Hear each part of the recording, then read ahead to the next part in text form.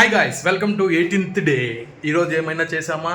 సరదాగా చూద్దామా? బయటికి పోగానే ఎండ అదత్తా ఉంది, పోయి చూద్దాం ఈరోజు ఏం జరుగుతుందో. ఇంకా అలా తిరుగుదాం అని చెప్పి అయితే బయటకు వచ్చిన ఎండ మాత్రం 50 డిగ్రీలు అదర్తా ఉండేది. ఇప్పుడు మీకు ఒక విషయం చెప్తా, ఎవరికి చెప్పబాకండి. ఈ స్పాట్ లో దెయ్యాలు చాలా ఉంటాయి. రాత్రిపూట నేను కూడా చూసా. మీరు ఇప్పుడు చూస్తుండేది స్కిట్ కాలేజ్. ఈడ ఒక స్పెషల్ ఉంది. ఏం తెలుసు అదే? స్టూడెంట్స్ వచ్చి 385 మంది, కానీ టీచర్స్ 360 మంది. అందుకే ఆ కాలేజ్ ని మెయింటైన్ చేయలేక ఎత్తేసినారు ఇప్పుడు ప్రస్తుతానికి. ఇంకా కాలేజ్ పక్కన మన ప్రసాదం జిరాక్స్ షాప్.